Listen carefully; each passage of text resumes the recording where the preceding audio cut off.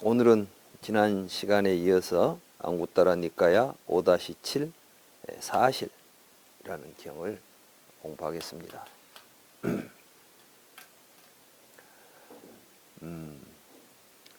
사실 불교는 근본적으로 진실을 보고 살자는 것입니다. 근데 우리는 자꾸 진실을 기피하는 경향이 있습니다. 자기 좋을 대로만 생각하고 싶어 하는 거예요. 그러나 아무리 내가 내 좋을 대로 생각을 한다고 해서 진실이, 사실이 바뀔 수는 없는 것입니다. 그런 의미에서 우리 불교 공부는 뭐 새로운 거, 없는 거 새로 만들어내는 공부가 아니라 있는 사실을 바로 알고 살아가는 공부. 그게 불교 공부다. 이걸 항상 명심해야 할 것입니다. 우리가 이걸 정확하게 이해하지 못할 때 헛된 망상이나 유혹에 빠져들기 쉽습니다. 내세가 있다. 사실인지 아닌지 확인이 되지 않습니다. 근데 있으면 좋겠어요. 왜 내세 이야기가 나오죠? 우리가 있으면 하는 바람 때문에 내세 이야기가 나오는 것입니다. 그래서 이제 자기가 바라는데 어떤 사람이 자기 바람과 같은 생각을 가지고 내 소원을 성취시켜 주겠다라고 한다면 우리는 곧 쉽게 빠져듭니다. 이것저것 생각해 보지도 않고 그냥 빠져드는 것이죠. 항상 사기꾼에게 속은 사례들을 보면 다 욕심 때문에 속아 넘어갑니다. 조금만 생각해 보면 사기꾼들 이야기는 대개가 다 허망합니다. 그런데 자기 욕심이 있으면 가려가지고 그 거짓을 알아채지 못하는 것이죠.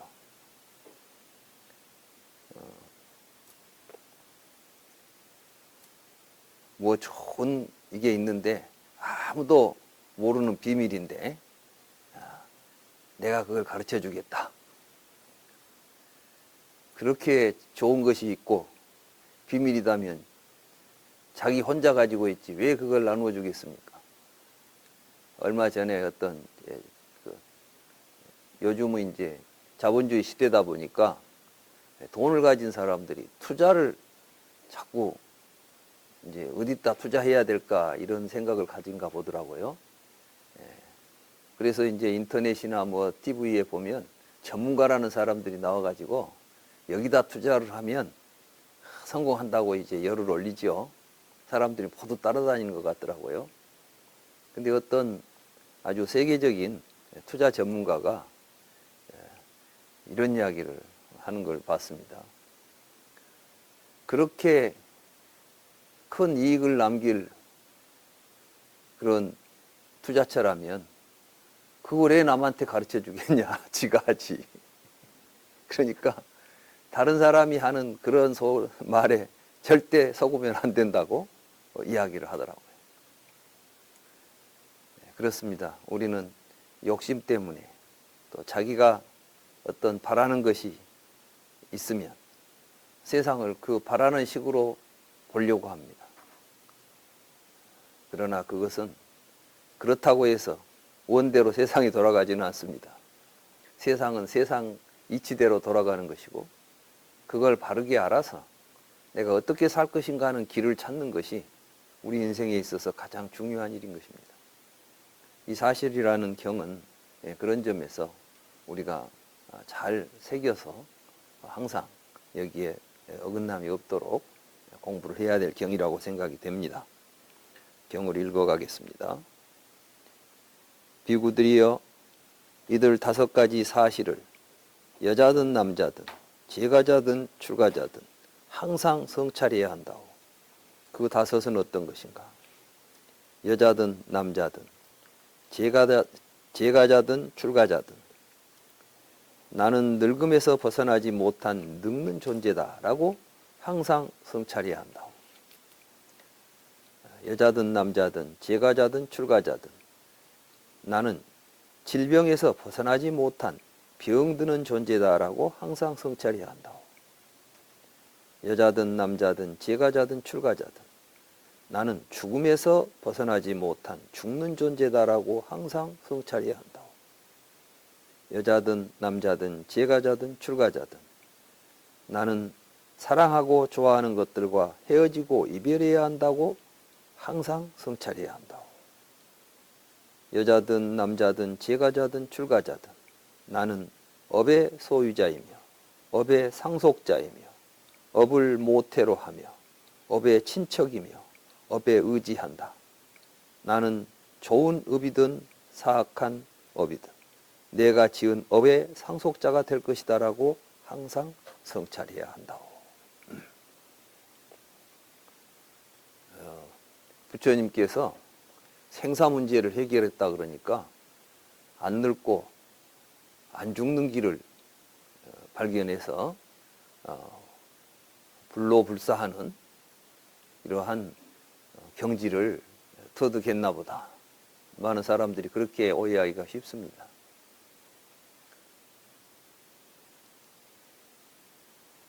태어난 이 몸이 늙지 않고 병들지 않고 죽지 않을 수는 없습니다. 아직까지 인류의 역사상 단 한 살에도 늙고 병들어 죽지 않은 사람이 없습니다.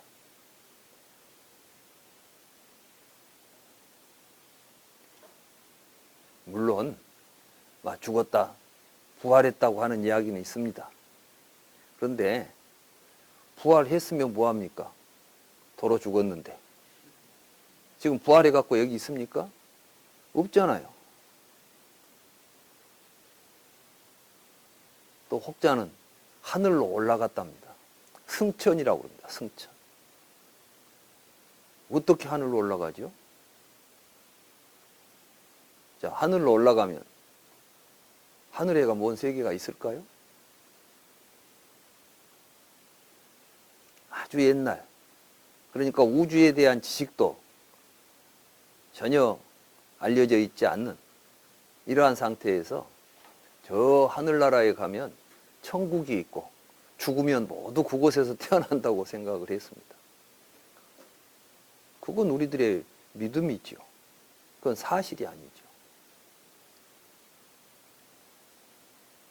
그래서 처음 밤하늘에 떠 있는 별을 보면서 사람들은 뭘 생각했겠어요? 하늘에 저 반짝이는 별들이 천체가 내는 빛이라고 생각했겠습니까?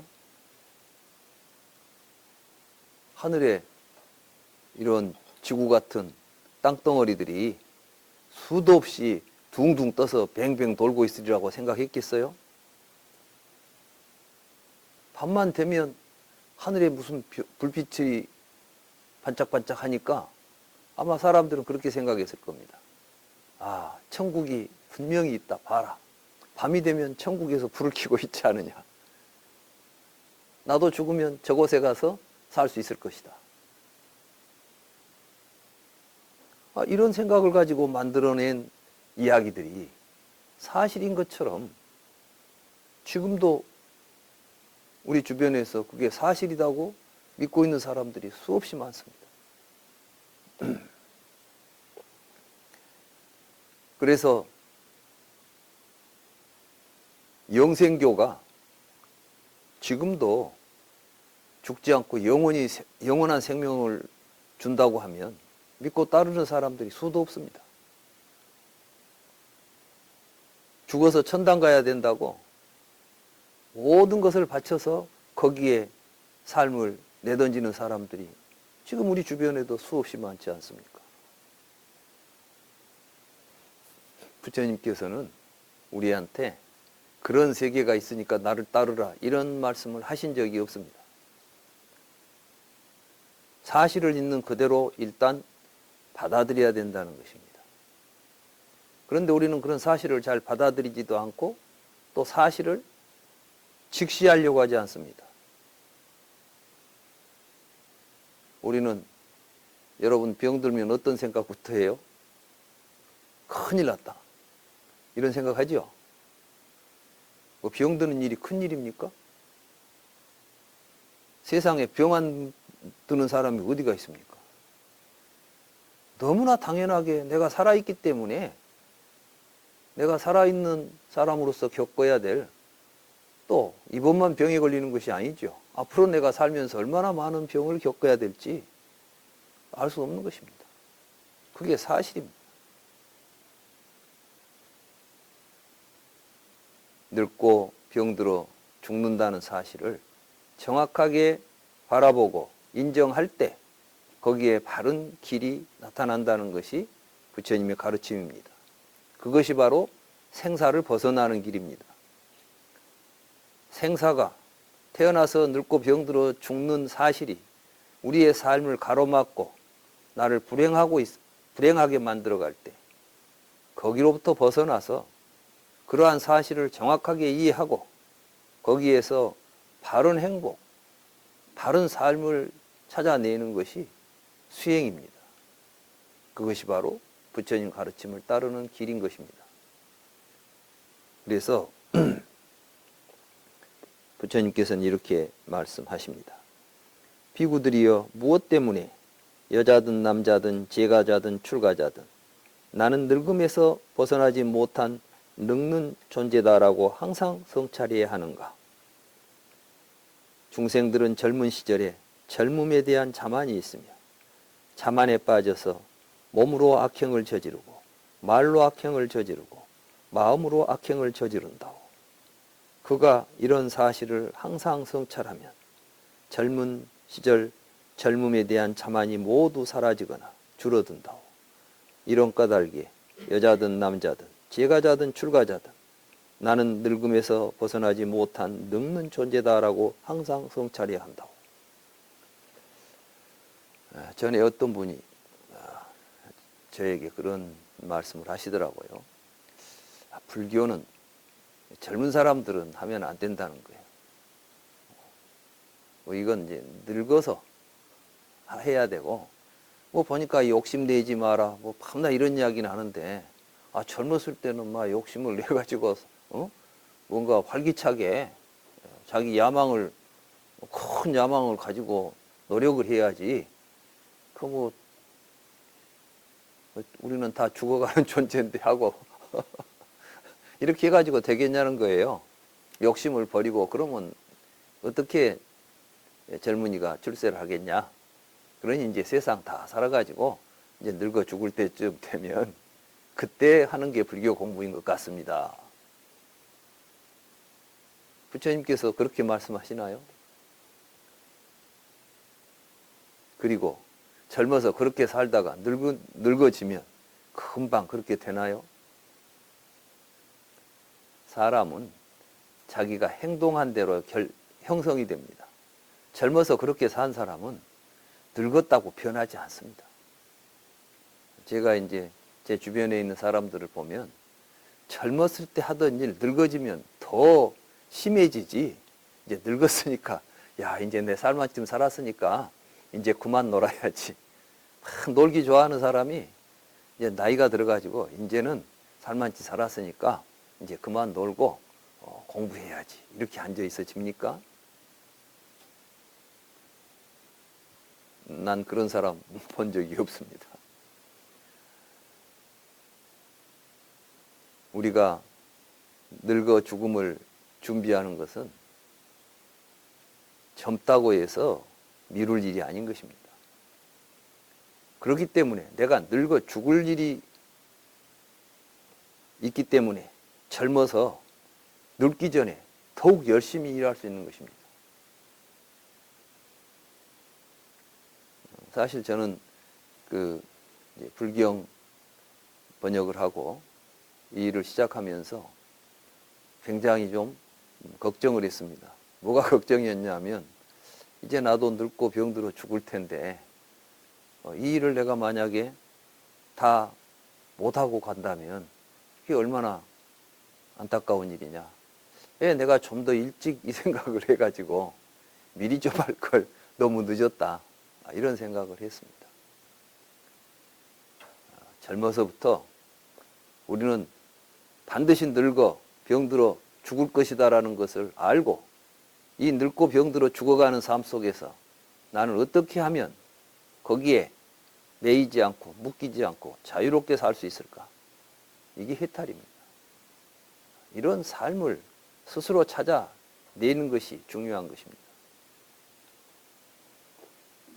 그래서 젊다고 해서 젊으니까 아직은 뭐가 많이 남아있을 거야. 제가 지금 생각해 봐도 참 중고등학교 다니고 대학 다닐 때가 엊그제 같습니다. 여러분도 한번 생각해 보십시오. 여러분 젊은 시절이, 여기 이제 나이 드신 우리 법부님들이 많이 계시는데 젊은 시절이 까마득한 먼 일이라고 생각됩니까? 눈 깜짝할 새에 이미 머리는 휘어지고 몸은 늙어지고 죽음은 눈앞에 오는 것입니다. 그래서 부처님께서는 젊다고 자만하지 말라, 이렇게 말씀하시는 것입니다. 두 번째입니다. 비구들이여, 무엇 때문에 남자든 여자든 제가자든 출가자든 나는 질병에서 벗어나지 못한 병드는 존재다라고 항상 성찰해야 하는가? 중생들은 건강할 때 건강에 대한 자만이 있으며 자만에 빠져서 몸으로 악행을 저지르고 말로 악행을 저지르고 마음으로 악행을 저지른다고. 그가 이런 사실을 항상 성찰하면, 다시 말해서 나는 병드는 존재다라는 것을 항상 성찰하면 건강할 때 건강에 대한 자만이 모두 사라지거나 줄어든다고. 이런 까닭에 여자든 남자든 제가자든 출가자든 나는 질병에서 벗어나지 못한 병드는 존재다라고 항상 성찰해야 한다고. 건강한 사람들은 마치 자기는 항상 건강한 것처럼 생각합니다. 되게 보니까 젊어서 몸이 약한 사람이 더 장수하더라고요. 그리고 이제 늙어지면 역전이 돼요. 젊어서 힘 좋다고 술을 막 먹으면서도 나는 뭐 술을 먹어도 취하지도 않아. 그리고 막 먹고 방탕해요. 타고난 체질이 건강하다고 해서. 그런 사람들은 반드시 제 수명을 살지 못합니다. 그런데 몸이 이제 좀 약하다고 생각해가지고 항상 조심하고 한 사람들은 아주 오래 삽니다. 제 아버님이 뭐 건강하신 분이에요. 그런데 젊어서부터, 지금 생각해보면 젊은 시절이죠. 한 40대. 그러니까 제 어렸을 때 이제 보면 우리 집안은 단명하니까 오래 못 산다는 거예요. 그래서 항상 그걸 걱정하시더라고요. 그래가지고 음식을 드시는데 누가 이건 건강에 안 좋다 그러면 그 다음부터는 그 음식을 절대 입에 대지를 않습니다. 좀 혈압이 좀 높다 해가지고 뭐 돼지고기는 기름기가 많으니까 먹으면 안 된다 누가 그랬나 봐요. 젊어서는 막 삼겹살, 뭐 목살 이런 거 아주 비계로 먹는 걸 아주 좋아하셨대요. 그 말 듣고 나서부터는 돼지고기를 입에 대지를 않습니다. 맛이 없습니까? 맛있지. 돼지고기 맛있다는 거예요. 맛없었겠어요? 그런데 본인은 건강에 안 좋다고 생각하고 딱 끊어버리시더라고요. 술, 담배 입에 대지를 않아요. 그러니까 올해 우리 나이로 97이신데 지금도 광주의 사무실에 출근을 하십니다. 그러면서 우리한테 그러는 거예요. 야, 몸에 나쁜 걸 왜 먹냐?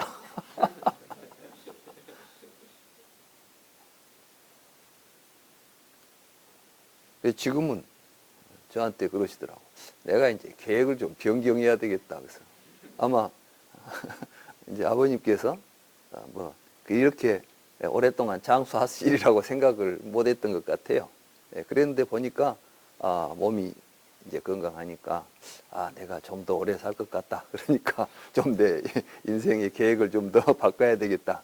언제 죽을 테니까 이런 생각을 하고 사시다가 건강에 자신을 가지시더라고요. 전에도 제가 말씀드렸지만은 그 일본의 마쓰시다라고 하는 그 대기업의 회장님이, 그분은 뭐 92세까지 사셨는데 지금하고는 좀 다르지요. 몇십 년 전이니까. 그분 돌아가신 게 수십 년 됐습니다. 그런데 그분이 바로 태어날 때 아주 허약한 몸으로 태어났다는 거예요. 근데 항상 그래서 자기는 나는 몸이 약하게 태어났다. 그러니까 내가 스스로 건강을 항상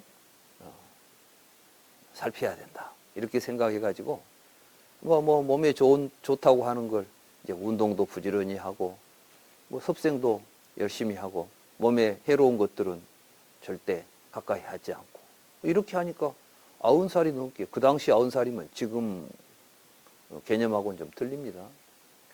이렇게 오랫동안 장수를 했다는 것입니다. 이와 마찬가지로. 그래서 부처님께서도 항상 건강에 대해서 굉장히 많이 말씀하시죠. 비구들이여, 나는 하루에 한 끼를 먹는다오. 그래서 건강하고 항상 몸이 가볍다오. 이런 말씀이 경전 속에 굉장히 많이 나옵니다. 우리가 스스로 자기 건강을 위해서 내가 병들 수밖에 없는 존재다. 내가 언젠가는 병들어서 고통을 받을 수 있는 존재라고 생각해야만 그 병을 예방하고 그 병으로부터 좀 더 안전하게 자기 삶을 유지해 나갈 수가 있는 것입니다. 세 번째입니다. 비구들이여, 무엇 때문에 여자든 남자든 제가자든 출가자든 나는 죽음에서 벗어나지 못한 죽는 존재다라고 항상 성찰해야 하는가? 중생들은 살아가는 동안 수명에 대한 자만이 있으며 자만에 빠져서 몸으로 악행을 저지르고 말로 악행을 저지르고 마음으로 악행을 저지른다고. 그가 이런 사실을 항상 성찰하면 살아갈 때 수명에 대한 자만이 모두 사라지거나 줄어든다고. 이런 까닭에 여자든 남자든 제가자든 출가자든 나는 죽음에서 벗어나지 못한 죽는 존재다라고 항상 성찰해야 한다고.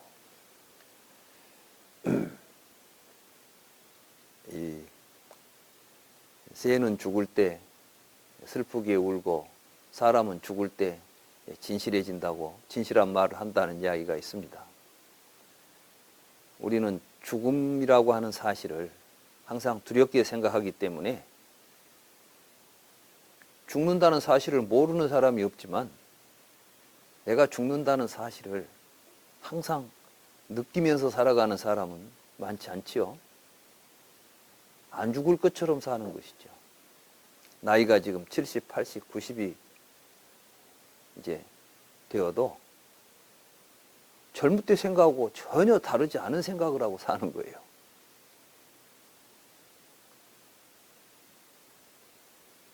죽는다는 사실을 알면 내가 무슨 일을 하고 어떻게 살아야 할 것인가가 더욱더 선명하게 드러납니다.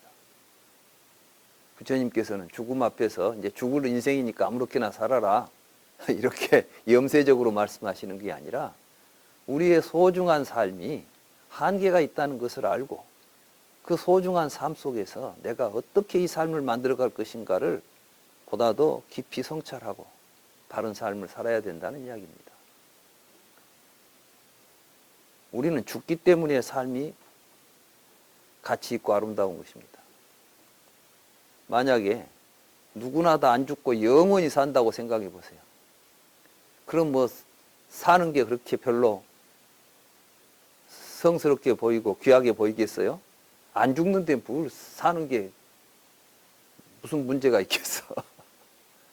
우리가 살아가면서 생명이 소중하다고 생각하고 또 살아있는 삶 하루하루가 나에게 귀하고 소중하다고 생각하게 되는 것은, 그러니까 하루하루가 의미가 있고 가치가 있고 소중한 의미를 우리에게 주는 것은 죽음이 있기 때문입니다. 그래서 어찌 보면 죽음은 우리에게 가장 큰 선물인지도 모릅니다. 우리의 삶을 보다 더 아름답고 진실되게 만들어가는 좋은 선물이라고 어떤 분들은 그렇게도 말씀을 하십니다. 그래서 수명에 대한 자만, 나는 오래 살 거야, 나는 안 죽겠지, 이런 허망한 착각에 빠지지 말고 죽어야 된다는 사실, 죽음 앞에 서 있다는 사실을 알고 오늘 하루하루 더 의미 있게 보람 있게 살아야 된다는 것입니다. 비구들이여, 무엇 때문에 여자든 남자든 제가자든 출가자든 나는 사랑하고 좋아하는 것들과 헤어지고 이별해야 한다라고 항상 성찰해야 하는가? 중생들은 사랑스러운 것들에 대한 욕탐이 있으며 욕탐 때문에 몸으로 악행을 저지르고 말로 악행을 저지르고 마음으로 악행을 저지른다고. 그가 이런 사실을 항상 성찰하면 사랑스러운 것들에 대한 욕탐이 모두 사라지거나 줄어든다고. 이런 까닭에 여자든 남자든 제가자든 출가자든 나는 사랑하고 좋아하는 것들과 헤어지고 이별해야 한다라고 항상 성찰해야 한다고. 예. 서로 젊어서 이제 연애를 할 때는 너 없이는 살 수 없다. 우리는 평생을 같이 살자. 죽어서도 다음 세상도 같이 가자. 막 이렇게 다짐을 하고 약속을 하죠. 그런데 그게 얼마나 갑니까? 어떤 경우에는 신혼여행 갔다가 오면서 이혼해갖고 오는 사람도 있더라고. 그런가 하면 아무리 내가 사랑을 하고 헤어지기 싫어도 결국은 여러 가지 사건으로 인해서 서로 헤어질 수밖에 없는 것입니다. 죽음이 갈라놓기도 하고. 아무튼 이 세상에 어떤 관계가 영원히 유지되는 것은 없습니다. 그런데 그것을 영원히 붙잡고 있으려고 할 때 고통이 따르는 것입니다. 그래서 우리는 아무리 좋은 것도 그래 언젠가는 나와 이별하겠지 이 생각을 가지고 있어야 됩니다. 그래야 떠나갈 때 이제 인연이 다 돼서 떠나갔는가 보다 하고 가벼운 마음으로 보낼 수가 있는 것입니다. 그걸 집착하고 있으면 사실은 헤어져야 하는데 못 헤어지겠다고 내가 붙잡고 있다고 해서 될 일이 아니지 않습니까? 이게 그래서 이제 애별리고, 그러니까 이걸 아는 사람은 서로 사랑하고 존경하지만 집착해서는 안 되는 것입니다.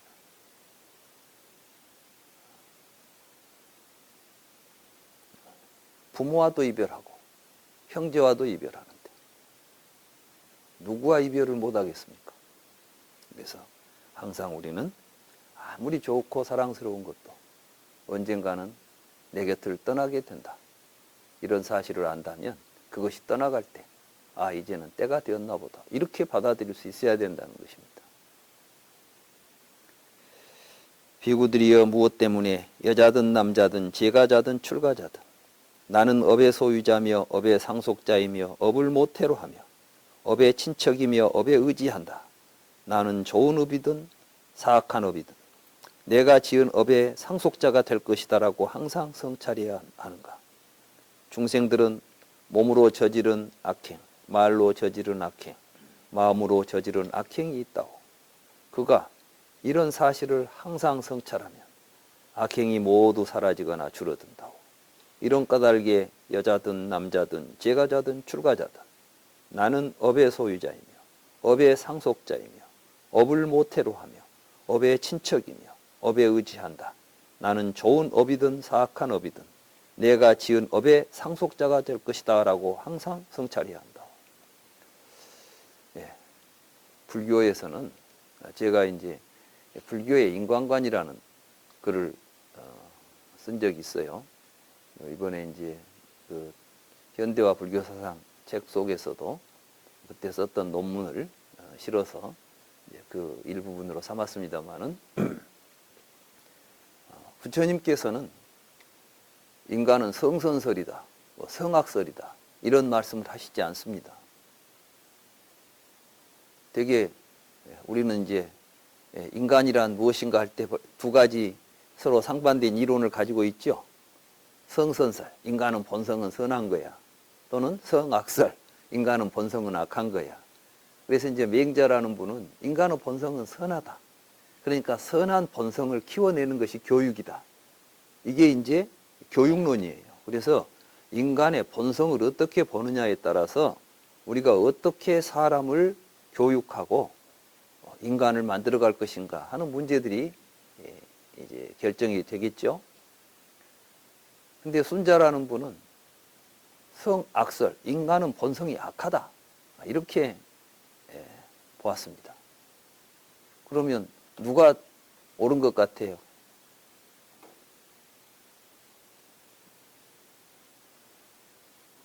누가 맞은 것 같아요? 누가 마음에 들어요?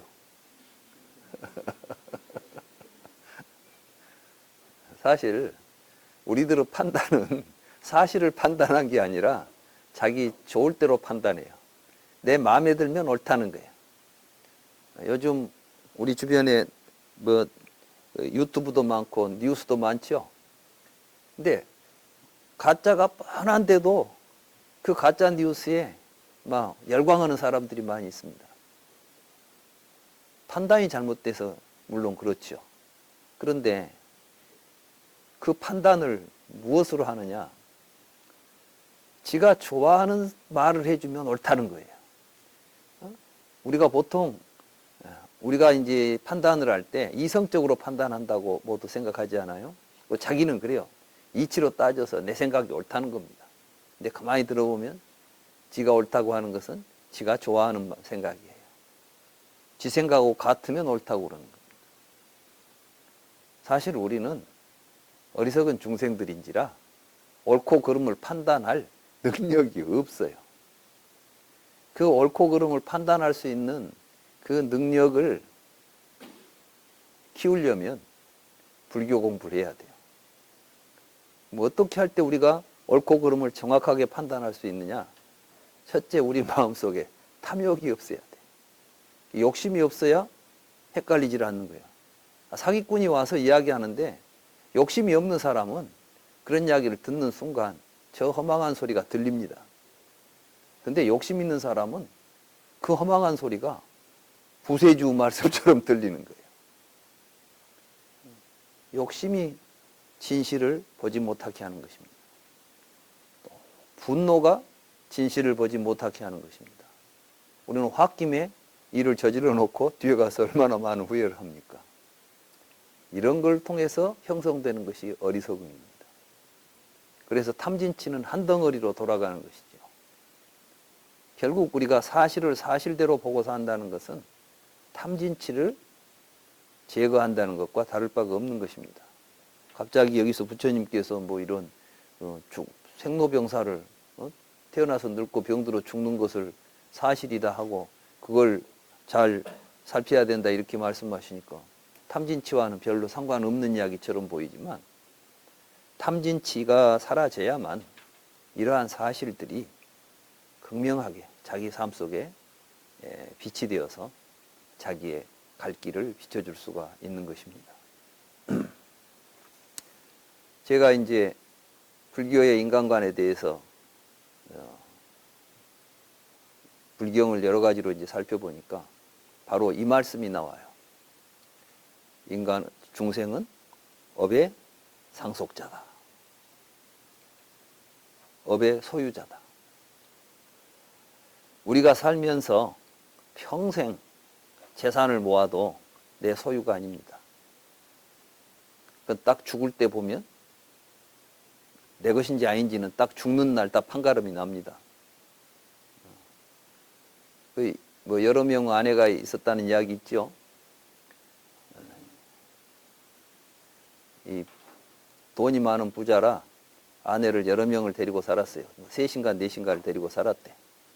근데 이제 죽을 때가 되니까 이거 혼자 죽기가 좀 그래요. 그래서 누가 나랑 같이 저 세상을 같이 좀 갔으면 이런 생각이 들어가지고 자기가 제일 사랑하는 그러니까 가장 이제 젊은 부인이겠죠. 가장 이제 늦게 맞이한 부인이겠죠. 그래서 그 부인한테, 젊은 부인한테 내가 이제 죽게 생겼는데 나랑 같이 가자 그러니까, 아니 그런 데를 어떻게 같이 갑니까? 같이는 못 가겠고 내가 당신 죽으면 고군해 줄게요. 그러니까 울어는 주겠는데 같이는 못 가겠다는 거예요. 그래서 실망을 하고 이제 그 이제 아래부터 여기는 1번부터 가는 게 아니라 밑 순서가 이제 아래부터 가더라고. 그래서 이제 그 다음 이제 부인한테 가서 이야기하니까, 당신 죽음에 대해서 내가 참 안타깝지만 어떻게 내가 거기까지 갈 수 있겠냐. 내가 문 밖까지는 배웅을 나가주마. 그러니까 당신 저승 갈 때 내가 문 밖에까지는 가주겠는데 더 이상은 안 되겠다. 또 다음에 이제 부인한테 가니까, 그럼 내가 당신 산소까지 가서 내가 모든 그 장사 지내는 것은 내가 책임지고 보내주겠다. 그러나 따라서 다음 세상에 갈 수는 없다. 그래서 이제 그동안 본체만 채우고 있던 첫 번째 마누라를 찾아갔다는 거예요. 첫 번째 마누라한테 가서 같이 가자 그러니까 그 마누라가, 아, 이럴 말이냐. 당신이 간다면 나도 가야지. 하고 따라 나서서 같이 가자고 하더라는 거예요. 그게 바로 우리가 살면서 우리가 가장 이제 우리 주변에 있는 우리가 나의 소유물이라고 여기고 있는 것들이죠. 내가 가장 애지중지하는 이 첫 번째 부인은 바로 자기 이제 처자식들이죠. 처자식들이 그렇게 사랑스럽지만 죽을 때는 따라갈 수가 없습니다. 결국은 죽고 나면 관 앞에서 울고 불고 고거는 일밖에는 하는 일이 없는 거예요. 그리고 이제 저 무덤까지 찾아와서 장사를 지내주겠다고 하는 마누라는 이게 이제 이 돈이죠. 재물. 이게 재물은 내가 죽었을 때 내 이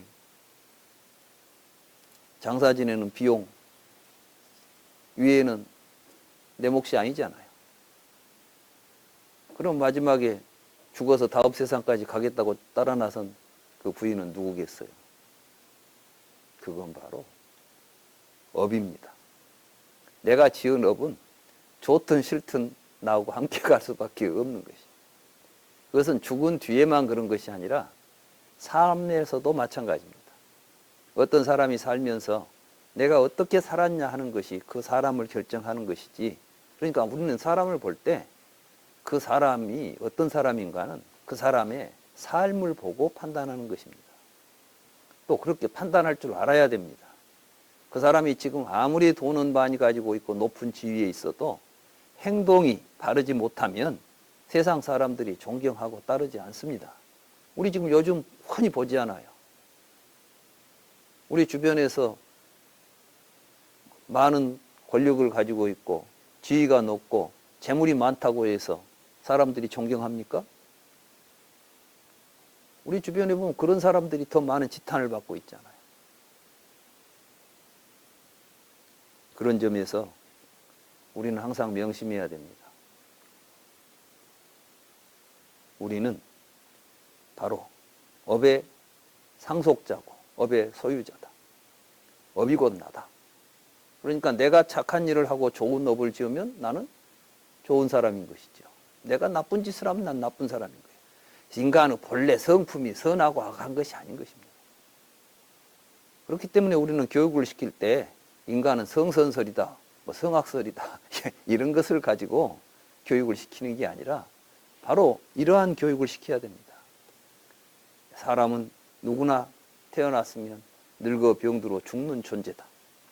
그리고 그 삶 속에서 자기가 어떤 인간이 될 것인가, 태어날 때 집안 가문을 통해서 내 인격이 결정되는 것도 아니고 내가 정해지는 것도 아니다.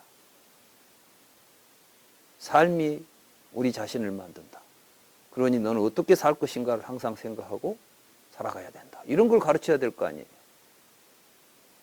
근데 이론적으로 뭐 성선설이니 성악설이니 이렇게 해가지고 이제 성선설은 이런 거예요. 성선설인 그 사람의 본성이 착하니까 착한 본성을 키우도록 어떻게 교육적으로 시켜줘야 된다. 또는 성악설은 그러니까 때리고 뭐 벌을 줘가지고 체벌을 통해서 얘들이 못된 짓을 할 때마다 못된 짓에는 얼마나 따끔한 결과가 있는가를 보여줘가지고 그 악으로부터 막아내야 된다. 본성을 그러니까 개조해야 된다는 이야기죠. 인간에게는 본성이라고 할 만한 것이 없습니다.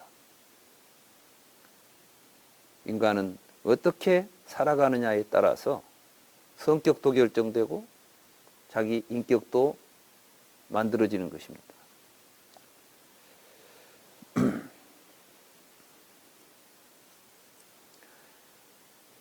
비구들이여 거룩한 제자가 나 혼자만 늙음에서 벗어나지 못한 늙는 존재가 아니다. 오고 가고 죽고 태어나는 것이 중생이기 때문에 모든 중생은 늙음에서 벗어나지 못한 늙는 존재다라고 성찰하면 그 사실을 항상 성찰함으로써 그에게 길이 생긴다고. 그는 그 길을 열심히 수행하여 익힌다고. 그 길을 열심히 수행하여 익힘으로써 그에게 결박들이 사라지고 잠재적 경향들이 종식된다고.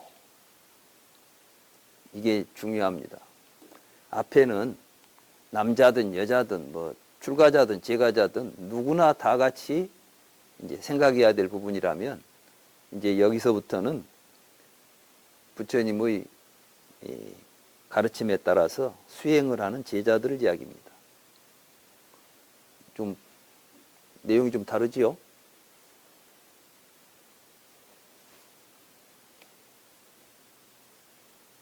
여기가 이제 생사를 초월하는 길을 지금 말씀하고 계시는 거예요. 이 부분이. 근데 뭐 어떤 식으로 생사를 초월하느냐? 나 혼자만 늙는 게 아니고 누구나 늙는다. 그러면 그때 어떤 길이 열리는 거예요?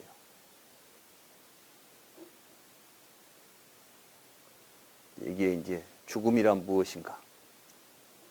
그래서 이 죽음으로부터 죽음의 본질, 근본을 성찰하게 되는 것이죠. 그럼 부처님께서는 죽음의 근본을 찾아가 보니까 뭐가 있었어요? 무지가 있었잖아요. 무명. 그래서 이제 그 길이 열린다는 것이 바로 이렇게 이제 팔정도를 이야기하는 거예요. 그러니까 우리가 늙고 병들고 죽는다는 생노사를 출발점으로 해서 그것은 누구에게나 닥치는 일이다. 이렇게 생각하고 성찰을 할 때 그 늙음과 죽음으로부터 벗어나는 새로운 길을 우리는 찾을 수가 있는 것입니다. 물론 이 생사는 이제 이런 성찰의 말하자면 중생들의 입장에서는 태어나서 누구나 죽는 존재로 인식이 되지만 이제 부처님의 그 연기법을 제대로 배워서 깨닫고 성찰해 가는 수행자의 입장에서 본다면 나라고 내가 붙잡고 있는 허망한 실체, 오온이죠. 오온. 그래서 이제 부처님께서는 늙어 죽는 그 허망한 실체가 도대체 뭐냐? 이게 바로 우리가 5가지를 나라고 집착하고 취하고 있어서 이것이 나의 존재다. 이 존재가 있기 때문에 생사가 있다.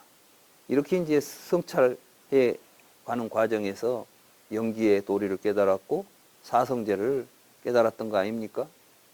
그래서 이제 이거는 길이 열린다 이 말은 바로 이렇게 수행의 길을 이야기하는 것입니다. 그렇기 때문에 그 길을 열심히 수행하여 익힘으로써 그에게 결박들이 사라지고 이 이제 결박이라는 게 뭐냐면 바로 우리를 가로막고 있는 2가지 큰 장애물이 있죠. 이게 이제 이 번외장과 이제 소지장이라고 그러는데 우리들이 잘못 알고 있는 잘못된 지식, 이것과 우리 마음속에 일어나는 여러 가지 잘못된 번외망상, 이런 것들로부터 이제 벗어나는 것을 결박으로부터 해탈한다, 이렇게 말하는 것입니다.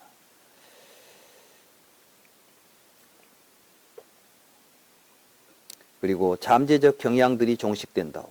우리들은 이제 우리 속에 오랫동안 내재되어 있는, 요즘 말로 한다면 이제 잠재의식이나 무의식이라고 할 수 있는 이러한 의식 속에서 우리는 생사의 꿈을 꾸고 있는 것이죠.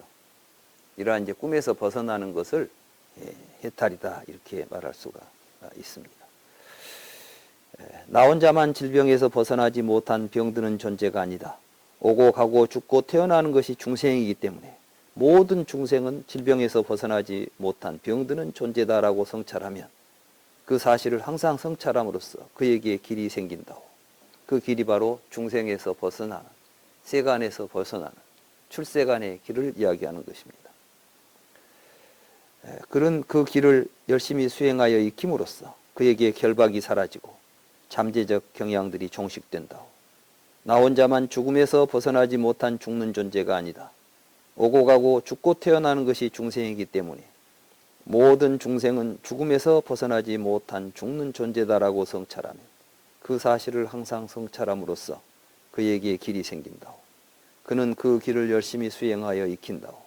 그 길을 열심히 수행하여 익힘으로써 그에게 결박이 사라지고 잠재적 경향들이 종식된다고. 나 혼자만 사랑하고 좋아하는 것들과 헤어지고 이별하는 것이 아니다. 오고 가고 죽고 태어나는 것이 중생이기 때문에 모든 중생은 사랑하고 좋아하는 것들과 헤어지고 이별해야 한다라고 성찰하면 그 사실을 항상 성찰함으로써 그에게 길이 생긴다고. 그는 그 길을 열심히 수행하여 익힌다고. 그 길을 열심히 수행하여 익힘으로써 그에게 결박들이 사라지고 잠재적 경향들이 종식된다고. 나 혼자만 업의 소유자이며 업의 상속자이며 업을 모태로 하며 업의 친척이며 업에 의지하는 것이 아니다. 오고 가고 죽고 태어나는 것이 중생이기 때문에 모든 중생은 업의 소유자이며 업의 상속자이며 업을 모태로 하며 업의 친척이며 업에 의지한다라고 성찰하면 그 사실을 항상 성찰함으로써 그에게 길이 생긴다. 그는 그 길을 열심히 수행하여 익힌다. 그 길을 열심히 수행하여 익힘으로써 그에게 결박들이 사라지고 잠재적 경향들이 종식된다. 이렇게 우리는 사실을 사실대로 보고 그 사실에 근거해서 살아가야 되고 또 이러한 사실을 어떻게 극복할 것인가, 극복하는 길도 찾아낼 수가 있다. 이런 말씀입니다.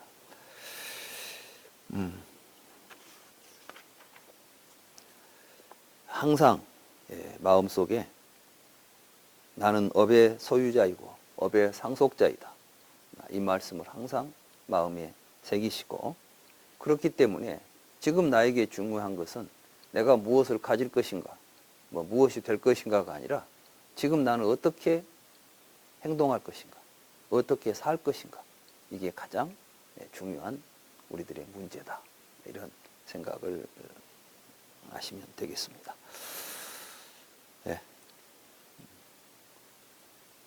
첫 번째 경은 여기까지 하겠습니다.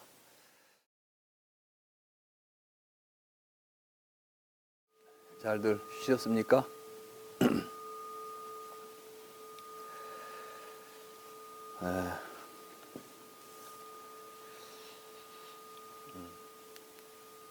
이어서 앙구따라 니까야 5-8 리차이 소년 이 경을 살펴보도록 하겠습니다. 한때 세종께서 웨살리의 마하와나에 있는 중각강당에 머무셨습니다. 어느 날 세종께서 오전에 옷을 입고 바루와 법의를 지니고 탁발하러 웨살리에 들어가셨습니다. 웨살리에서 탁발을 마치고 돌아와서 식사를 마치신 후에 마하와나 숲속에 들어가서 오후에 휴식을 위해 나무 아래 앉으셨습니다. 그때 많은 리차이 소년들이 시위를 건 활을 들고 개떼에 둘러싸여 마와나 숲속에서 사냥감을 찾아 돌아다니다가 어떤 나무 아래 앉아 계시는 세존을 보았습니다. 그들은 세존을 보자 시위를 건 활을 내려놓고 개떼를 한쪽으로 쫓아버린 후에 세존께 다가가서 예배하고 말없이 조용히 합장하고 세존을 공경했습니다. 그때 마나마 리차이가 마와나 숲속에서 산책하면서 돌아다니다가 리차이 소년들이 말없이 조용히 합장하고 세존을 공경하는 것을 보고 세존께 다가가서 예배하고 한쪽에 앉았습니다. 한쪽에 앉은 마나마 리차이가 우단하를 읊었습니다. 이들이 왓지 사람이 되게 하소서. 이들이 왓지 사람이 되게 하소서. 마나마여, 그대는 어찌하여 이들이 왓지 사람이 되게 하소서, 이들이 왓지 사람이 되게 하소서라고 말하는 것이오. 세존이시여, 이 리차이 소년들은 사납고 거칠고 탐욕스러운 젊은이들입니다. 가문에 보내온 사탕수수며 대추며 빵이며 사탕이며 과자 등을 수시로 훔쳐서 먹고 양갓집 여인과 소녀들을 뒤에서 밀어뜨립니다. 그런 그들이 말없이 조용히 합장하고 세존을 공경하고 있습니다. 마나마여, 관정을 받아 왕이 된 크샤트리아든 세습 관료든 군대의 장군이든 마을의 관리든 단체의 수장이든 가문을 다스리는 가장이든 그 누구든 5가지 법이 드러나면 결코 몰락하지 않고 번영을 기대할 수 있을 것이요. 그 5은 어떤 것인가? 마나마여, 선남자가 도덕적으로 여법하게 손수 땀 흘려 힘써 노력하여 얻은 재산으로 부모를 봉양하고 정성껏 보살피면 봉양과 보살핌을 받는 부모는 선한 마음으로 오랜 수명을 누리며 장수하여라 라고 축원한다오. 마나마여, 부모가 축원하는 선남자는 결코 몰락하지 않고 번영을 기대할 수 있을 것이오. 마나마여, 그 다음에 선남자가 도덕적으로 여법하게 손수 땀 흘려 힘써 노력하여 얻은 재산으로 처자와 하인과 노복을 봉양하고 정성껏 보살피면 봉양과 보살핌을 받는 처자와 하인과 노복은 선한 마음으로 오랜 수명을 누리며 장수하시오라고 축원한다오. 마나마여, 처자와 하인과 노복이 축원하는 선남자는 결코 몰락하지 않고 번영을 기대할 수 있을 것이요. 마나마여, 그 다음에 선남자가 도덕적으로 여법하게 손수 땀 흘려 힘써 노력하여 얻은 재산으로 전답을 일구는 일꾼이나 주변의 일을 돕는 사람들을 봉양하고 정성껏 보살피면 봉양과 보살핌을 받는 전답을 일구는 일꾼이나 주변의 일을 돕는 사람들은 선한 마음으로 오랜 수명을 누리며 장수하시오라고 축원한다오. 마나마여, 전답을 일구는 일꾼이나 주변의 일을 돕는 사람들이 축원하는 선남자는 결코 몰락하지 않고 번영을 기대할 수 있을 것이요. 마나마여, 그 다음에 선남자가 도덕적으로 여법하게 손수 땀 흘려 힘써 노력하여 얻은 재산으로 헌공을 받는 천신들을 봉양하고 정성껏 헌공하면 헌공을 받는 천신들은 선한 마음으로 오랜 수명을 누리며 장수하시오라고 축원한다오. 마나마여, 천신들이 축원하는 선남자는 결코 올라가지 않고 번영을 기대할 수 있을 것이요. 마나마여, 그 다음에 선남자가 도덕적으로 여법하게 손수 땀 흘려 힘써 노력하여 얻은 재산으로 사문과 바라문들을 봉양하고 정성껏 보살피면 봉양과 보살핌을 받는 사문과 바라문들은 선한 마음으로 오랜 수명을 누리며 장수하시오라고 축원한다오. 마나마여, 사문과 바라문들이 축원하는 선남자는 결코 몰락하지 않고 번영을 기대할 수 있을 것이오. 마나마여, 관정을 받아 왕이 된 크샤트리아든 세습 관료든 군대의 장군이든 마을의 관리든 단체의 수장이든 가문을 다스리는 가장이든 그 누구든 이들 5가지 법이 드러나면 결코 몰락하지 않고 번영을 기대할 수 있을 것이요.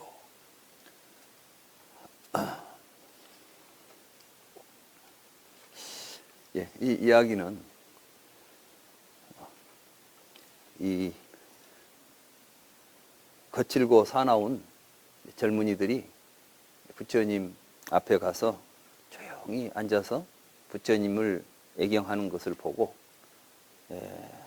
그 마하나마라고 하는 리차이는 이제 웨살리라고는 웨살리가 이제 지금 우리가 바이샬리를 이제 웨살리라고 빨리어로는 웨살리라고 부릅니다.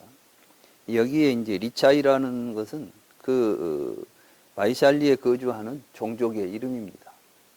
그래서 이제 그 종족을 리차이라고 부르는데, 그리고 이제 이 웨살리를 수도로 해서 성립된 나라가 이제 왓지라고 하는 나라인 것이죠. 근데 얼른 보면 이 경이 서로 구성이 좀 원활하게 이어지지 않는 것 같아요. 왜 그 젊은이들이 부처님 앞에 가서 애경하고 있는 것을 보고 이 애들이 좀 왓지가 되라는 말은 뭐냐면 이 나라를 지키는 훌륭한 인물이 좀 되었으면 좋겠다. 그때 저 망나니 같은 짓을 하고 돌아다니는 저것들이 나라를 망치는 애들이지 이 애들이 지금 나라를 지킬 애들이 아니다는 생각이 들어서 이제 저 애들이 좀 속 차리고 나라의 큰 동량이 되었으면 하는 이제 생각을 했을 거 아닙니까? 그런데 부처님은 갑자기 앉아서 그 애들 교육시키는 이야기를 하는 게 아니라 그 나라 지도자들은 이야기를 하고 있는 거예요. 저는 이걸 읽으면서 지금 우리나라가 생각이 나더라고요. 지금 우리나라 젊은이들이 얼마 전에 보니까 지금 현재 젊은이들에게 설문을 했더니 통일을 원하는 젊은이 수가 원하지 않는 수가 더 많아졌대요. 설문에 답은 사람들 중에 남북 간에 통일할 필요 없다고 생각하는 사람 수가 많아졌다는 거예요. 그럼 그건 뭘 의미하냐면은 이제 우리는 이제 가면 갈수록 분단이 고착화되고 뭐 이 정부는 지금 저기다 대고 이 주적이라고 하잖아요. 주적. 그러니까 이제 북한에서도 이제는 동포라고 안 해요. 말하자면 남한이라고 쓰는 게 아니라 아예 이제 대한민국이라고 해가지고 별개의 나라로서 이제 적대 국가로 상대하겠다는 거예요. 옛날에는 함께 통일해보고자 하는 어떤 그 노력을 할 수 있는 대상인데 이제는 서로 손잡고 논의하고 하는 것이 아니라 오직 총칼로서 서로 대결할 상대로만 언제든지 서로 전쟁을 주고받을 수 있는 전쟁 당사자로 생각하고 있다는 것입니다. 사실은 이게 무서운 사실이거든요. 처음에 이제 단독정부를 수립하겠다고 이승만 대통령이 단독정부 수립을 하려고 했을 때 이렇게 한번 민족이 갈라져 버리면 언제 우리가 다시 통일할 날이 없을 것이라고 생각해서 김구 선생이나 이런 분들이 나서가지고 그걸 막아보려고 그 가진 노력을 했지 않습니까? 그런데 그게 실패로 돌아가고 지금 현재 분단이 되어 있지만 그래도 우리는 그동안 언제든지 우리는 때가 되면 함께 한민족으로서 함께 살아야 되겠다. 이런 생각을 줄고 가져왔던 것인데 오늘 우리 현실은 이제 이 땅을 지켜갈 젊은이들이 관심 없다는 거예요. 그건 무엇을 의미하냐면은 지금 우리나라에 살고 있는 젊은이들이 역사를 이어가는 하나의 민족 정신을 이어가는 문화를 이어가는 주체들이 아니라 오직 이 땅에 살고 있을 뿐이지 개인의 이익을 위해서 언제든지 이 땅을 버리든 이 땅과 관심을 끊든 어떤 식으로든 자신의 일신을 위해서 살아가려고 하는 사람들이 많아지고 있다. 이런 징표가 아니겠습니까? 지금 아마 이제 그런 심정으로 말했을 거예요. 왜냐하면은 우리는 이제 이 경이 설해진 배경을 여기는 나오지 않지만 옆에 마가다라고 하는 큰 나라가 있었고 말년에 이 왓지를 마가다가 침공합니다. 부처님의 마하니빤나 숫다, 부처님 열반하시기 전에 마하니빠나 숫다는 바로 그러한 상황에서 경이 시작됩니다. 다시 말해서 아사세라고 아자타사뚜라고 하는 마가다의 왕, 아버지가 빈비사라인데 빈비사라를 시해하고 왕위를 찬탈한 젊은 왕이 이제 왓지를 침공하려고 부처님에게 사신을 보냅니다. 그래가지고 사신이 와서 왓지를 어떻게 한번 침공하려고 하는데요. 그러니까 왓지 사람들은 굉장히 서로 화합하고 해서 그 사람들은 결코 쉽게 다른 나라가 침공하지 못할 것이다. 말하자면 전쟁하지 말라고 넌지시 이야기를 합니다. 그러니까 그만큼 그때 상황이 왓지는 자국을 어떻게 잘 지켜내고 싶은데 젊은이들이 그러려면 좀 정신을 차려가지고 잘해야 되는데 이 젊은이들이 지금 방탕해가지고 놀고 다니면서 여자들 해코지나 하고 도둑질해서 훔쳐서 뭘 놀러 다니고 이런 꼴이니까 참 한심했다는 것이죠. 요즘 우리도 보면은 그런 참 한심한 사건들이 많이 나오죠. 요즘 마약 사건 돼가지고 좀 있는 집 자제들이 그 사회적으로 물의를 일으키는 경우들을 많이 봅니다. 이런 상황에서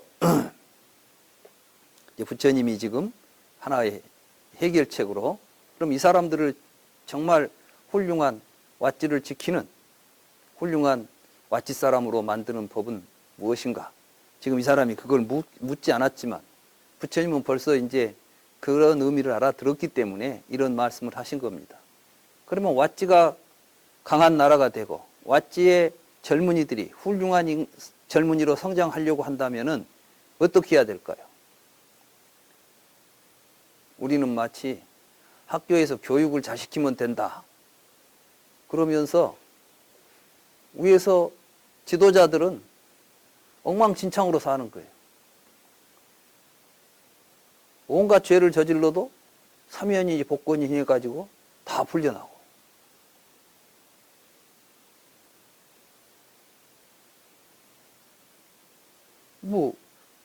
요즘 우리나라 꼴이 그렇지 않아요. 본받을 게 뭐가 있습니까?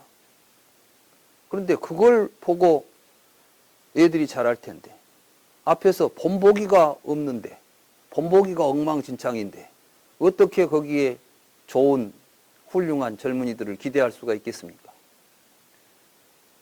출산율을 높이기 위해서 돈을 많이 푼다고 해서 출산율이 높아진다고요? 말이 안 됩니다. 위에서 나라를 다스리는 사람, 단체의 수장들, 회사의 회장들이 모범적으로 잘 살아가면 다 해결되는 문제입니다. 그게 안 되니까 지금 우리 사회가 이렇게 혼란한 것입니다. 그래서 이것은 이제 사회가 건강해지려면 어떻게 해야 하는가? 참된 교육은 어디에서 시작하는가? 우리는 지금 학교에서 교육을 어떻게 시킵니까?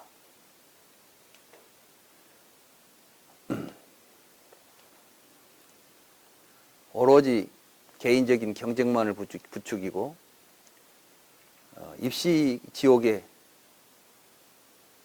헤어날 수 없이 만들어 놓은 이런 상황 속에서 그들이 어떻게 건강하고 훌륭한 인품을 가지고 성장할 수 있겠는가? 그러면 부처님께서 제시한 이런 젊은이들이 훌륭한 젊은이가 되어서 나라의 동량으로 성장할 수 있도록 하기 위해서, 그래서 나라가 강성해지고 부유해지게 하기 위해서는 어떻게 해야 하는가? 그 답이 바로 여기에 있습니다. 그 5가지를 부처님은 이렇게 말씀하고 계십니다. 첫째, 불로소도 하지 말라는 겁니다. 요즘 사람들이 보니까, 요즘 젊은이들이 열심히 일해가지고 부를 축적할 수 있다고 생각한 사람이 하나도 없습니다. 현실적으로 그렇게 안 돼 있습니다. 그럼 어떻게 하느냐? 이건 뭔가 뭐 투자를 하든 투기를 하든 단번에 뭘 한번 봐야 되겠다는 생각, 그런 기회만을 엿봅니다. 또 그런 걸 부추기는 게 이제 복권이지요.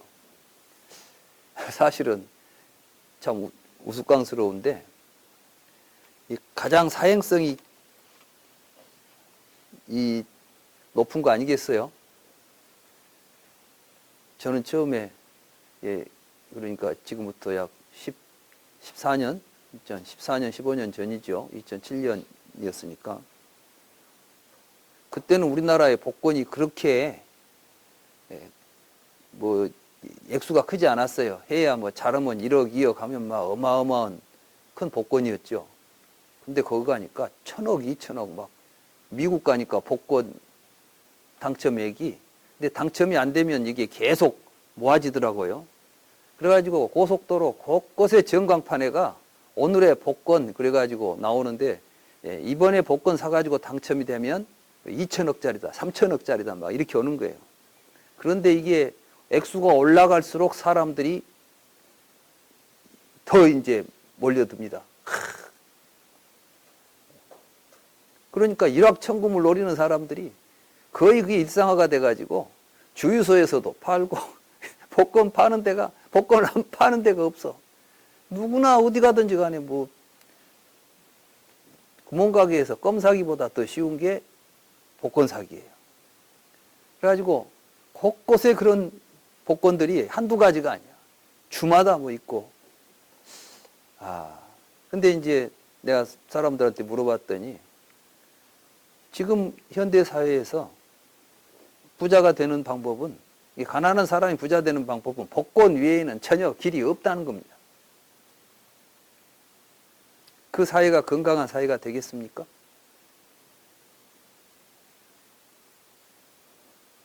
열심히 일하면 반드시 그만한 대가가 주어질 수 있는 사회.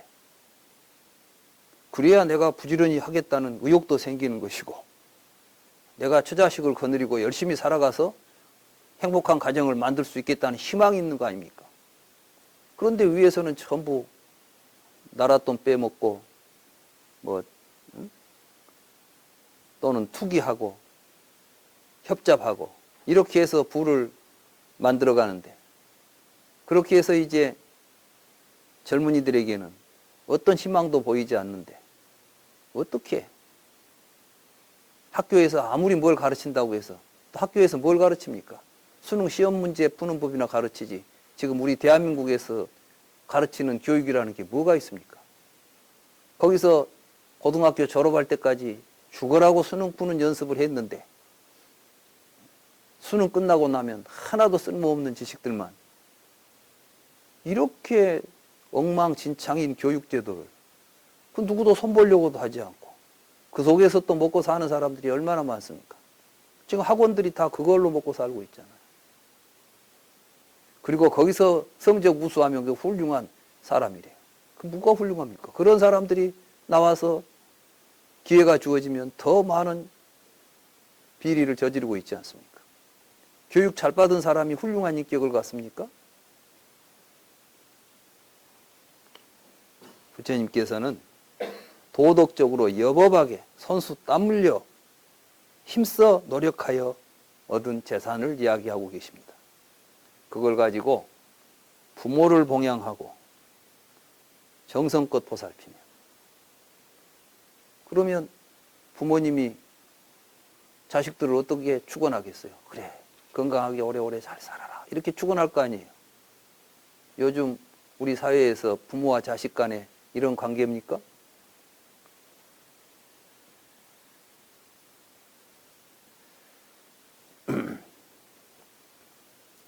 누가 그러더라고.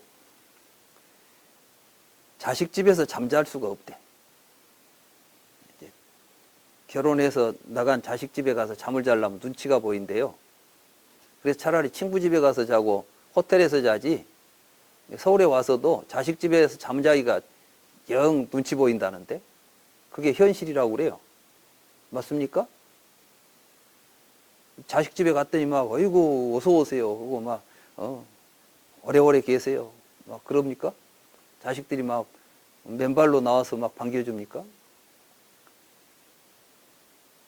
사실 오래전에 어머니가 뭘 가지고 아들 집에 왔다가 운전 박대당하고 쫓겨난 사건도 있었습니다.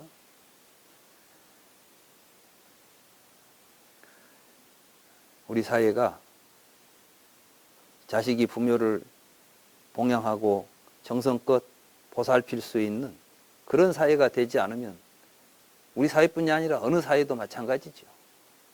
지금 우리 자본주의 사회는 전 세계가 다 이렇게 망가져 버렸습니다. 이걸 우리는 지금 GDP나 GNP가 뭐 높으면 잘 사는 것처럼 생각하지만 그게 잘 사는 겁니까? 부처님이 우리에게 가르쳐준 행복한 삶은 돈 많이 벌어가지고 소비 많이 하는 사회가 아니라 행복한 사회를 이야기하는 것입니다.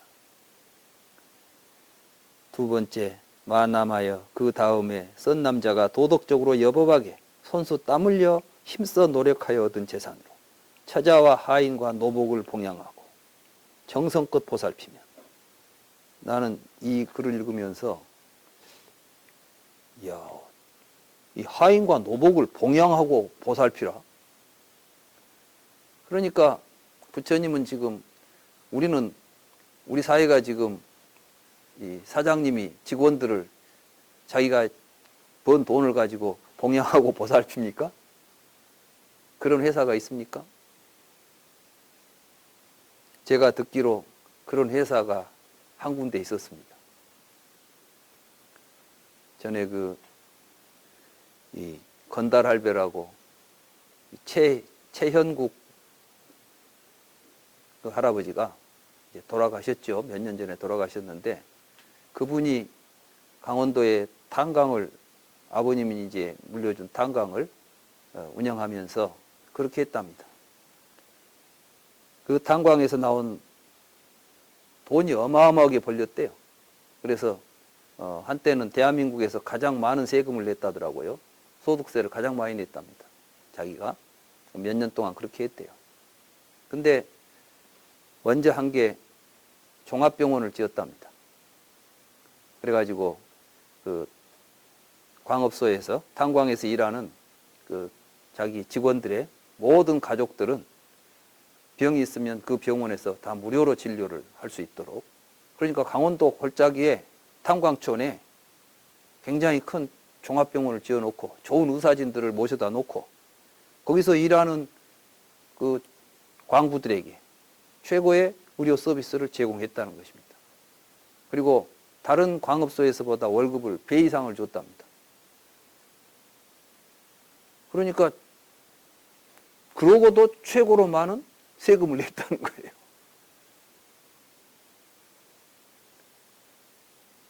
그리고 이제 뒤에 가서 그분이 그걸 정리합니다. 근데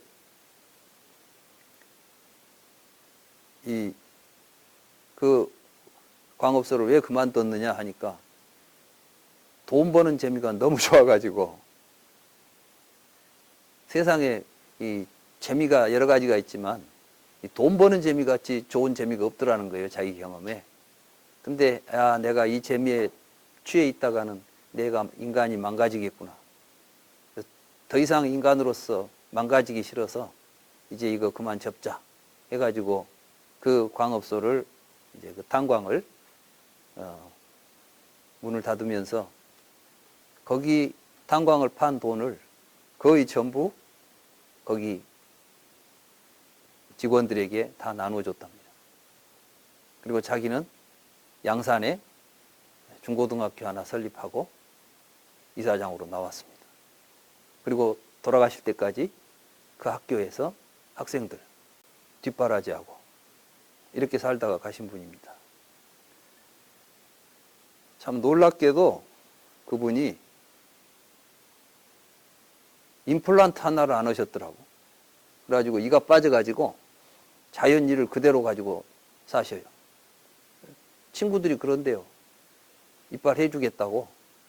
그런데 이 나이 먹도록 많이 처먹었으면 됐지. 이제 그만 먹으라고 이가 빠졌는데 또 처먹으려고 이를 또 해놓어? 말씀을 이렇게 하시는 거예요. 너무나 참 그렇게까지는 안 한다 할지라도 그래도 그래놓고 왜 그 많은 걸 다 줬습니까? 그럽니까? 뭐 내가 주긴 내가 줘. 다 그 사람들이 번 돈인데 그 사람들한테 주인한테 돌려줄 거지. 이런 생각을. 그런 분들이 우리나라의 지도자가 되어 있고 기업인이 되어 있다고 한다면 대한민국은 아마 세계에서 가장 훌륭한 나라가 될 겁니다. 그리고 그곳에서 성장하는 젊은이들은 그런 나라가 되면 남북 통일도 그 하루아침에 이루어질 수 있는 그러한 힘이 생길 겁니다.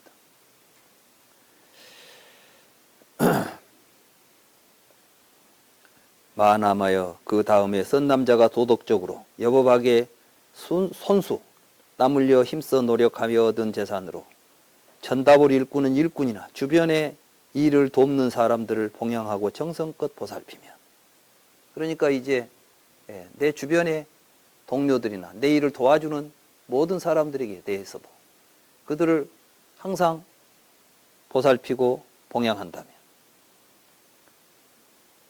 마하나마여 그 다음에 선남자가 도덕적으로 여법하게 손수 땀 흘려 힘써 노력하여 얻은 재산으로 헌공을 받는 천신들을 봉양하고 정성껏 헌공하며 헌공을 받는 천신들은 선한 마음으로 오랜 수명을 누리며 장수하시오라고 축원한다. 마하나마여 천신들이 축원하는 선남자는 결코 몰락하지 않고 번영을 기대할 수 있을 것이요. 여기서 이제 천신 개념이 인도에서 천신 개념을 우리가 좀 이제 알아야 됩니다. 인도에서는 신을 단일 신으로 보지 않지요. 그리고 모든 자연이고 신입니다. 그래서 그 나무도 신이고 강도 신이고 바다도 신이고 뭐 공기도 신이고 신 아닌 것이 없어. 그러니까 그건 어찌 보면 이제 이 신은 인도 전통적으로 그들이 가지고 오고 있는 신앙이라고도 볼 수 있어요. 그러니까 이제 전통적인 신앙 체계에 대해서 부처님은 결코 그것을 무시하거나 그걸 파기하지 않았다는 것입니다. 물론 부처님의 깨달음 속에서 우리가 본다면 신이 있어가지고 뭐 한다는 생각은 할 수가 없죠. 우리가 요즘 생각하는 신 개념은 부처님은 그건 인정하신 분이 아닙니다. 그렇지만 인도인들의 삶 속에서 자신들의 전통이 있고 종교가 있다고 한다면 그건 충분히 존경받아야 되는 것입니다. 나하고 생각이 틀리다고 해서 그들의 전통을 파괴하거나 무시해서는 안 되는 것이죠. 사실 저는 요즘 우리 한국의 기독교가 우리 민족의 전통 신앙이나 사상을 거부하는 정도가 아니라 말살하고 파괴하려고 하기 때문에 그 문제가 많다고 생각을 합니다. 불교는 우리나라에 들어와서 우리가 가지고 있던 모든 신앙을 다 포용했습니다. 여러분들이 절에 가시면 산신각이 있고 칠성각이 있지 않습니까? 불경에 어디 산신이 있고 칠성이 나옵니까? 그렇지만 한국에 들어온 불교는 밖에서 마을에 외롭게 서 있는 그런 칠성각, 산신각을 절에 품어서 모든 사람들이 떳떳하게 와서 부처님 앞에서 그런 신앙을 이어갈 수 있도록 했던 것입니다. 불교는 누구와도 다투지 않는 가르침을 펴니다. 어디에 가서든 그들의 뜻에 수순해서 부처님은 살아가도록 우리에게 가르쳤습니다. 이와 마찬가지로 여기 보면 바로 그런 이야기들을 하고 있는 것입니다. 마나마여 그 다음에 쓴 남자가 도덕적으로 여법하게 손수 땀 흘려 힘써 노력하여 얻은 재산으로 사문과 바라문들을 봉양하고 정성껏 보살피면 봉양과 보살핌을 받는 사문과 바라문들은 선한 마음으로 오랜 수명을 누리며 장수하시오라고 축원한다고. 마나마여 사문과 바라문들이 축원하는 선남자는 결코 올라가지 않고 번영을 기대할 수 있을 것이요. 여기는 이제 사제 계급들입니다. 다시 말해서 종교 지도자들이죠. 부처님은 불교만 있어야 된다는 생각을 하시지 않았습니다. 그 당시 인도 사회에는 많은 사문들이 있었고 바라문들이 있었습니다. 부처님은 그들과 싸워가지고 그들을 정복하고 무찌르고 극복하려고 한 게 아니라 그들 스스로 깨닫기를 기대했지, 그들이 가지고 있는 어떤 세력을 서로 경쟁해서 다투려고 하지 않았던 것입니다. 그래서 어떤 제자가 부처님에게 귀의하고 이제 자기가 기존에 의지했던 종교를 비방하고 이제 그들과 관계를 끊어버리겠다고 부처님 앞에 맹세했을 때 부처님께서는 이렇게 충고하십니다. 그대에게 그동안 얼마나 많은 도움을 준 사람들인가. 그들을 절대 박대하지 말고 애정과 똑같이 대하시오. 우리는 어떤 사상이나 종교 때문에 다른 사람들과 싸우고 다투어서는 안 됩니다. 우리 불자들이 우리 주변에 있는 다른 외도들을 볼 때 그들을 척결하고 그들을 없애야 될 대상으로 보아서는 결코 안 됩니다. 그들이 가지고 있는 어떠한 신앙체계라 할지라도 그들의 신앙체계만은 우리가 그들과 함께 할 수는 없다 할지라도 그들의 신앙을 존중하고 서로 배려하면서 함께 공존할 수 있는 길을 찾아야 하는 것입니다. 이게 부처님의 가르침입니다. 어떤 사회가 획일적으로 가는 것이 오히려 더 큰 문제일 수도 있습니다. 모든 사회는 다양성이 있어야만 더욱 건강한 사회가 될 수 있을 것이라고 저는 봅니다. 부처님께서도 아마 그렇게 생각하실 겁니다. 그렇기 때문에 부처님께서는 어떤 사회가 건강하게 몰락하지 않고 번영하려고 한다면 사회 지도층들이 이런 삶을 살아야 된다. 그런데 종교적인 편협심을 가지고 자기가 권력을 잡았다고 해서 자기와 다른 신앙을 무시하거나 또는 파괴하려고 한다면 그런 지도자는 결코 번영할 수가 없다는 것이 바로 이 부처님의 말씀이라고 볼 수가 있겠습니다.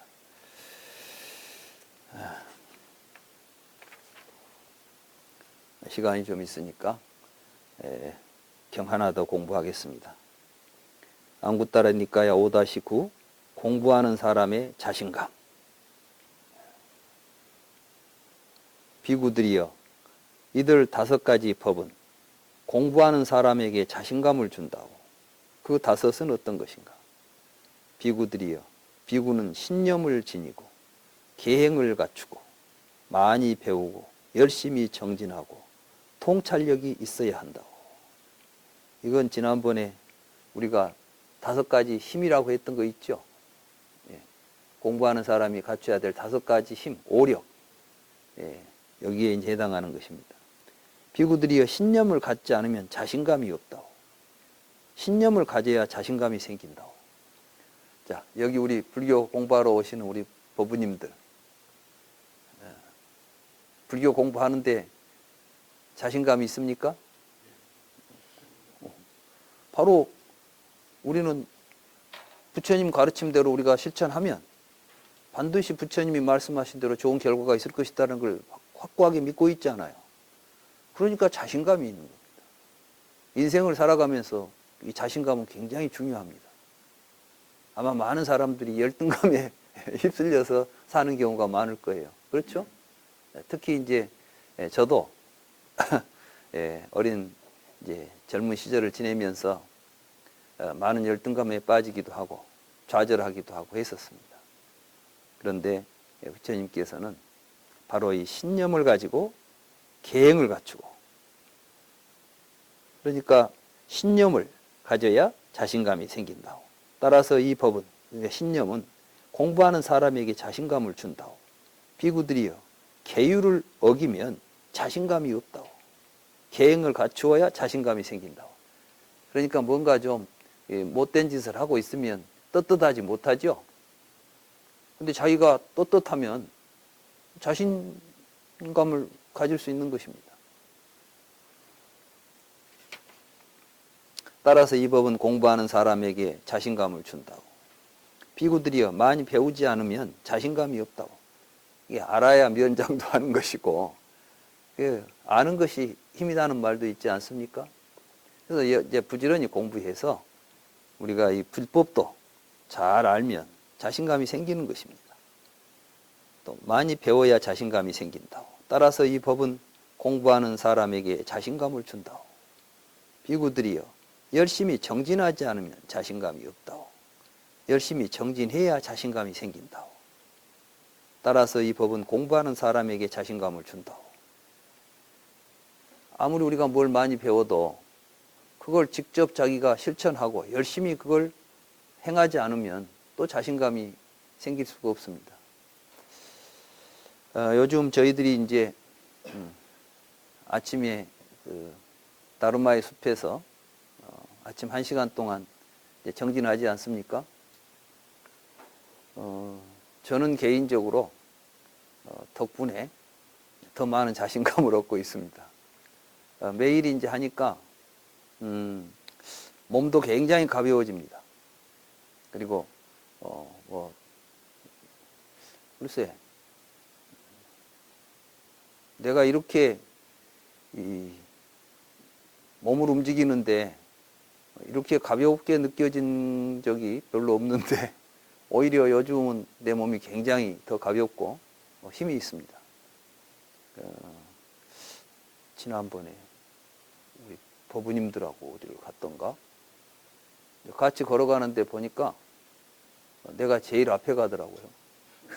지난번에 그 조근영 법부님이 오셔가지고 이제 그 서울 뭐 좀 구경 다닌다 그래가지고 경복궁도 가고 남산도 올라가고 그랬는데 가만히 보니까 내가 제일 앞에 가 있더라고.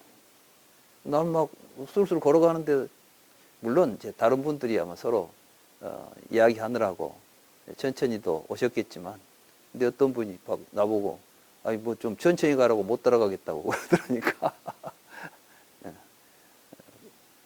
그렇습니다. 우리가 이제 정진을 하면 자신감이 생깁니다.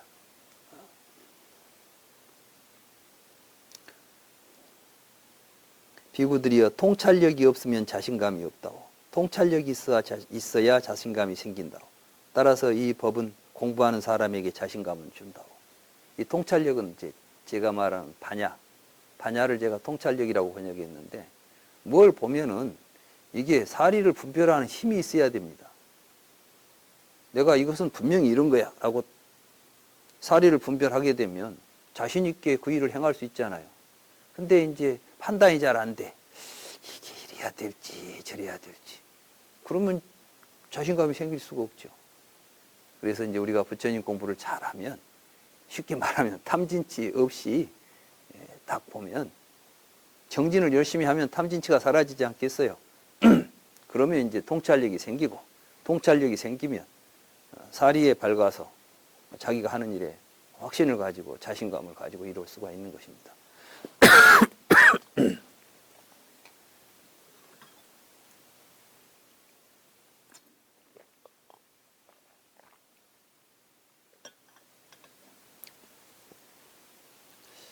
뒤에 경이 보니까 이것도 짧은 경이라 같이 간단히 살펴보고 오늘 강의는 이 경을 끝으로 강의를 마칠까 합니다. 안구따라 니까야 5-10 평온한 삶입니다. 비구들이여 이들 5가지는 평온한 삶을 준다오. 그 5은 어떤 것인가? 비구들이여 비구는 볼 때나 보지 않을 때나 도반에 대하여 몸으로 자애로운 행동을 보이고 말로 자애로운 행동을 보이고 마음으로 자애로운 행동을 보인다오. 그는 볼 때나 보지 않을 때나 도반에 대하여 청정무구하게 흠없이 깨끗하게 계율을 범하지 않고 현자들이 칭찬하는 집착이 없고 삼매에 도움이 되는 이런 계율을 가지고 계율에 일치하여 살아간다오. 그는 볼 때나 보지 않을 때나 도반에 대하여 그것을 행한 사람이 바르게 괴로움을 소멸하도록 거룩한 출리로 이끄는 이런 견해를 가지고 견해에 일치하여 살아간다오. 비구들이여 이들 5가지는 평온한 삶을 준다오. 이거 보니까 우리가 도반과 함께 살아가는 법 아닙니까? 이제 이와 비슷한 경이 맞지마 니까야에도 나옵니다. 우리는 항상 도반들에 대해서 자유로운 생각을 가지고 자유로운 행동을 행하게 되면 우리의 삶이 평온하다. 이건 제가 이야기하지 않아도 이미 우리 도반들은 이러한 삶을 실천하고 또 그 실천 속에서 잘 느끼고 누리고 있을 것이라고 생각을 합니다. 무엇보다도 그런데 여기서 중요한 것은 바로 이러한 삶의 토대가 되는 것은 정견이다. 바른 견해를 가지고